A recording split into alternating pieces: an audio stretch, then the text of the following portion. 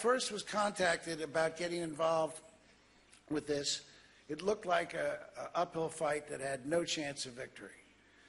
But I saw some of my colleagues who had already stepped forward and spoken out for democracy, like Mayor Giuliani and Ambassador Bolton, Ambassador Reese, and General Mukasey, and Louis Freeh, who's not with us here today, and many, many others, and the generals who knew the people of Ashraf the best.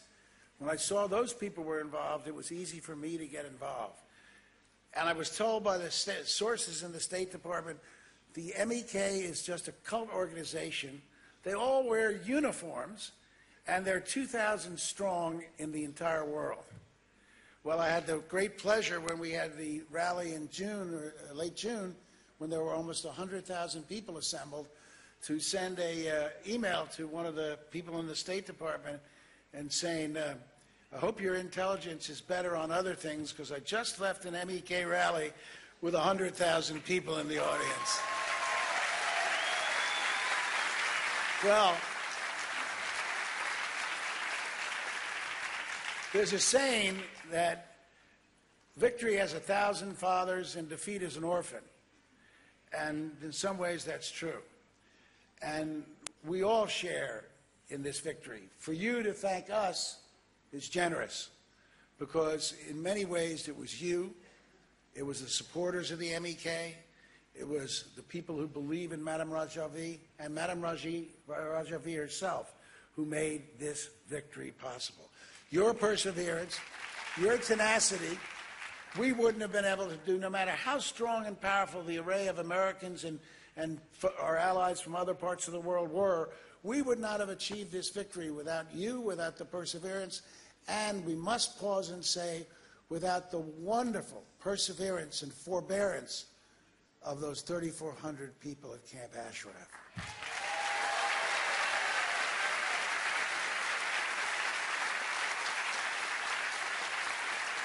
They were forced for no good reason. No one ever explained to me or any of us why we had to leave Ashraf, why we couldn't have done the emigration from Ashraf.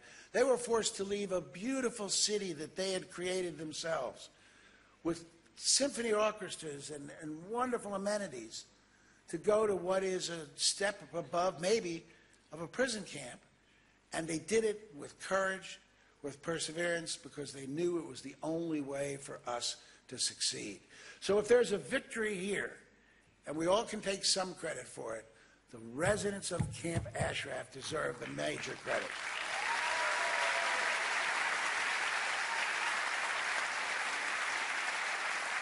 And we have no intention of sitting down and saying our job is over. We understand our job is not done. The work is not done. We understand, first and foremost, we must ensure the safety and the dignity and the decency of the residents of Camp Liberty. And that means getting Liberty classified as a refugee camp. You know, it is ludicrous. Do you know what Liberty is classified at the UN? It's classified as a temporary transit location. A temporary transit location. How many months have we been at Liberty with almost no progress in immigration?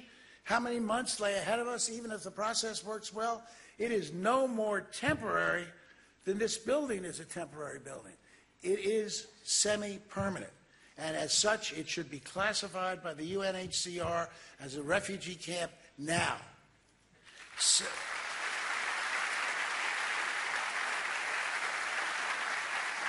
Secondly, because the UN and the U.S., to a degree as well, have not fairly enforced conditions at Liberty, the residents of Liberty are spending money on things they don't need to, they shouldn't have to spend money on. They have to buy fuel from Kuwait that's several times more expensive. They have to put out $2.5 million to ensure that the water system works. There are so many things that cost money that they have to finance their just living conditions, they have to be able to sell the property that remains at Ashraf. That's simple and just and fair.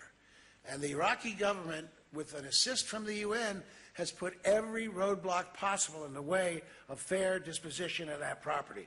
We have to take it on our shoulders to ensure that the UN and the U.S. get the message to the Iraqis that there must be a fair disposition of that property. It is absolutely essential. So,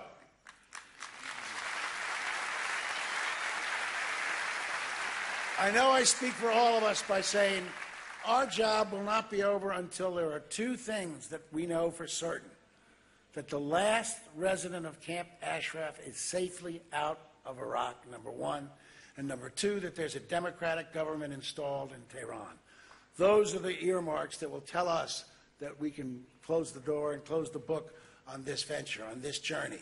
Until those things happen, we pledge to you we will be there as strong and as supportive as we were at every step of the road.